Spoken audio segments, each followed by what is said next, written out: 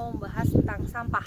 Kenapa sampah dibahas? Karena waktu lalu aku ada bikin video tentang sampah plastik dan sampah botol plastik ya, yang bisa dijual atau nggak dijual.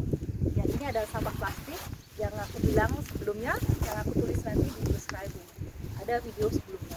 Dan selain sampah plastik yang kemarin aku buat di Jema itu, ada lagi pemisahan sampah di dalam rumah tangga. Di dalam rumah aja kita punya 3 macam tong sampah untuk setiap rumah.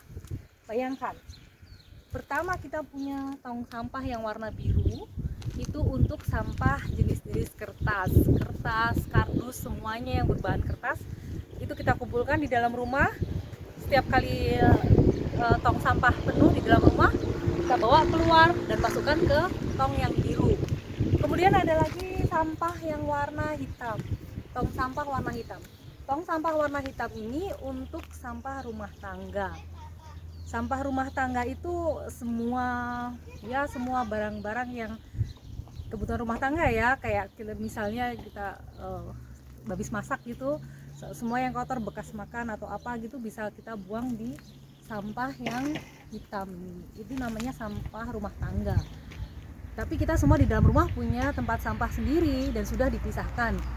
Setiap kali itu penuh baru kita bawa keluar dan dimasukkan ke tong sampah yang jodohnya itu, yang pas maksudnya. Kemudian ada lagi sampah yang warna hijau, tong sampah warna hijau.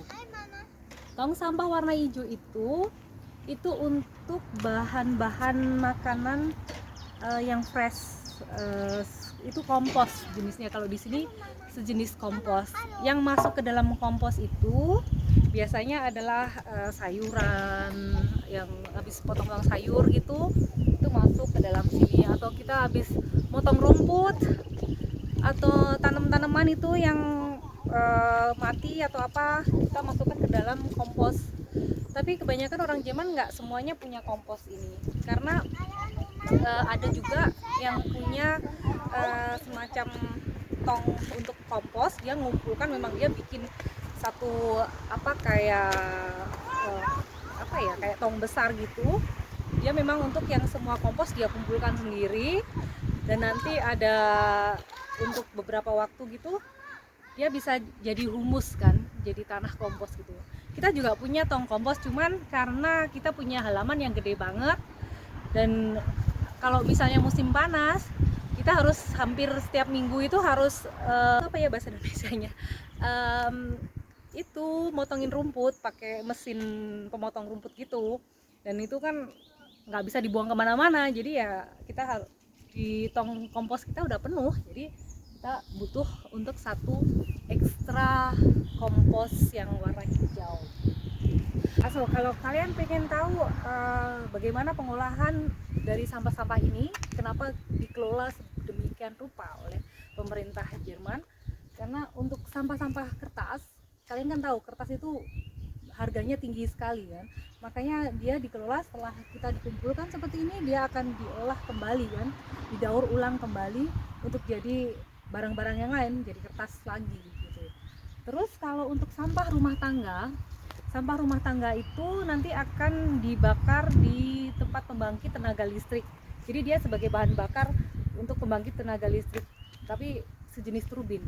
Kita pakai turbin dari yang dibakar kan, dia akan keluar panas, terus akan didinginkan oleh air dan keluar gas. Nah, dan gasnya itu dia untuk membangkitkan turbin. Komplit ya, rumit ya. Jadi terus yang ketiga untuk yang ini, yang kompos, yang sampah kompos dia akan diolah lagi jadi biogas. Biogas itu ya nanti juga akan dijual di mana-mana. Dia bisa jadi gas yang untuk kompor gas gitu, dia pakai kompos gitu.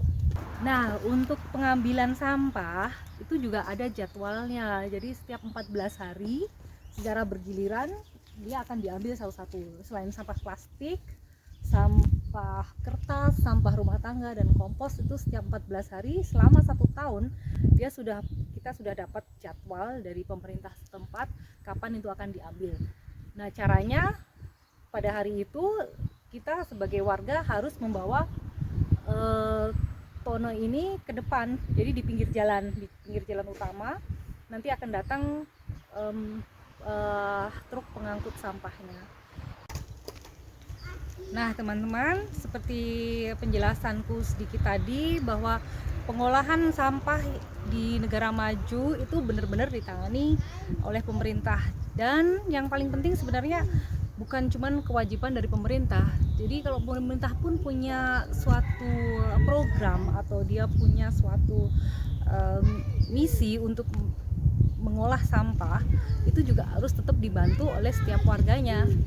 Masalahnya adalah di sini di Jerman warganya sudah terbiasa mengikuti aturan. Jadi di dalam rumah sendiri dia sudah memisahkan sampah, kemudian membuangnya di tong sampah yang sudah tersedia, dan kemudian dari pemerintah sendiri menyediakan untuk pengolahan terus pengangkutan. Jadi gak heran kalau di negara Jerman itu hampir bebas sampah, jadi kelihatan bersih gitu kalau di jalan-jalan. Tapi itu tadi, semua nggak bisa berjalan tanpa ada kerjasama antara pemerintah sama penduduknya. Oke teman-teman, begitulah tadi sedikit penjelasanku tentang sampah dan pengolahannya di negara Jerman. Semoga bermanfaat dan jangan lupa tetap jaga kesehatan. Ciao, dadah.